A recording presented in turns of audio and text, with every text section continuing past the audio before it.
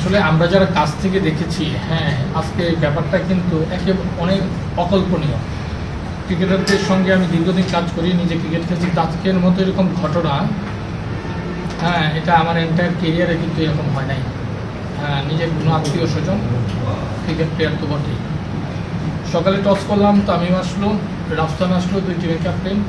Toss করে কিন্তু সর্বত ক্যাপ্টেনরা চলে যায়। তো গতকালকে আমাদের একটা মিটিং ছিল, তো সেই প্রেক্ষিতে তামিম আর আমি প্রায় আফটার টসের পর 3-4 মিনিট কথা বলি, 3-4 মিনিটের মতো কথা বলি আমরা।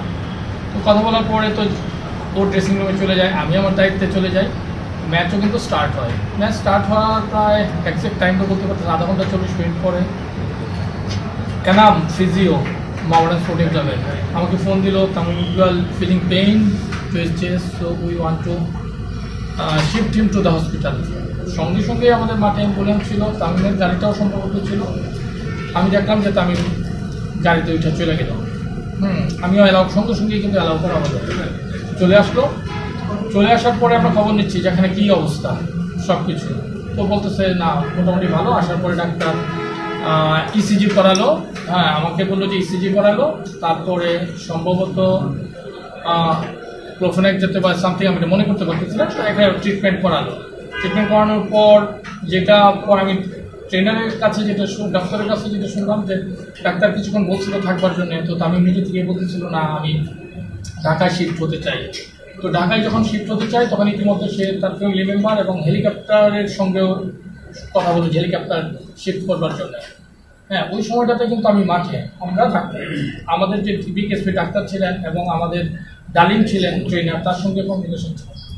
তো পরে যখন হেলিকপ্টার আসতেছে শুনলাম, আমাকে হেলিকপ্টার ম্যানেজার ইনফর্ম করলো যে সম্ভবত হেলিকপ্টার এসে তামিমকে নিয়ে যেতে পারে, মোহামেডান টিমের ম্যানেজার শিপন ভাই। তো সঙ্গে সঙ্গে আমার ক্লিক করলো, আমি আমার গাড়ি যেটা ছিল এটা নিয়ে আমরা আসলাম 1 নম্বর মাঠের দিকে। 1 নম্বর মাঠের যে উল্টো দিকে যে আপনার রানিং যে ট্র্যাক রয়েছে, ওই ট্র্যাকে হেলিকপ্টার ল্যান্ড করলো। অ্যাম্বুলেন্সটা গেলো, পেছনে আমার গাড়িটা গেলো। যাওয়ার পর আমরা যখন কাছে গেলাম, তামিম মানে কোনো কথা তো নাই, কোনো জ্ঞান নাই, অচেতন অবস্থায়। তখন ডাক্তার, আমরা কিন্তু খুব ভরকায় গেছি, আমরা কেন হেলিকপ্টারে তুলবো না গাড়িতে রেখে আমরা কি করবো। ডাক্তারকে সঙ্গে সঙ্গে জিজ্ঞেস করে, ডালিম পাঞ্চ করতেছে ওকে, কোনো মুখ দিয়ে ফেনা পড়তেছে এবং পালস নাই, এরকম একটা সিচুয়েশন। তো ডাক্তারকে জিজ্ঞেস, ডাক্তার আপনি ইমিডিয়েট সিদ্ধান্ত দেন যে আমাদের কি করা উচিত। বলছে আমরা যদি হেলিকপ্টার নেই, it will take lot of time, হ্যাঁ, he will miss the treatment, একটা মেসিভ কিছু হয়তো, আমরা বরঞ্চ আবার এই হসপিটাল ফিরে যাই। সঙ্গে সঙ্গেই আমরা ডিসিশনটাকে কুইক নিতে হয়েছে, নিয়ে আমরা এই হসপিটালে আসলাম। আসার পথে রাস্তায় কোনো জ্যাম ছিল না।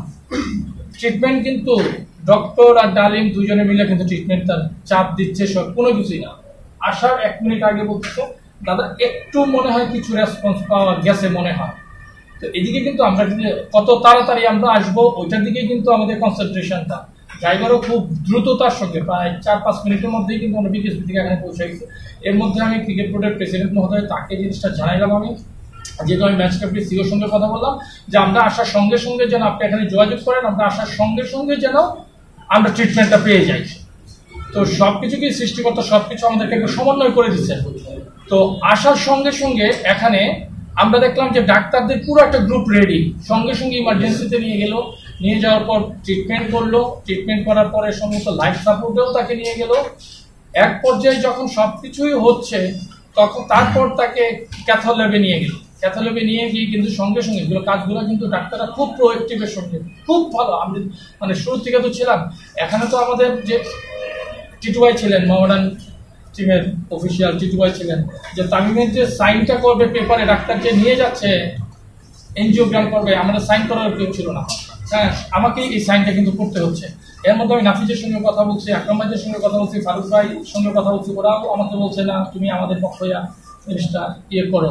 হ্যাঁ, মানে এটা দেবাশিসদার সঙ্গেও সার্বক্ষণিক যোগাযোগ রাখতেছিল ডাক্তার যে এই ট্রিটমেন্ট চলছে। হ্যাঁ, দেবাশিসদা খুব প্রোয়েক্টিভ ছিলেন। সো এই সার্বিক সমন্বয়ের ফলেই কিন্তু, হ্যাঁ, এবং আমাদের সিদ্ধান্তগুলোও কিন্তু খুব গুরুত্বপূর্ণ এবং যথাযথ ছিল, যে ফ্র্যাকশন অফ সেকেন্ডে আমাদের সিদ্ধান্তগুলো নিতে হচ্ছে। সো সবকিছু মিলিয়েই কিন্তু হসপিটাল কর্তৃপক্ষ বলি, আমাদের সবার সহযোগিতা বলি, সবকিছু মিলিয়েই কিন্তু আজকে তামিম ইকবাল এখন পর্যন্ত এই সার্বিক ডাক্তারের বর্তমানে আমরা এনজিওগ্রাম লিঙ্ক করানোর পরে বর্তমান অবস্থানে আছে। ওয়ালটন আবারও মিলিনিয়ার অফারে ওয়ালটন ফ্রিজ কিনে আপনিও হয়ে যেতে পারেন মিলিয়নিয়ার।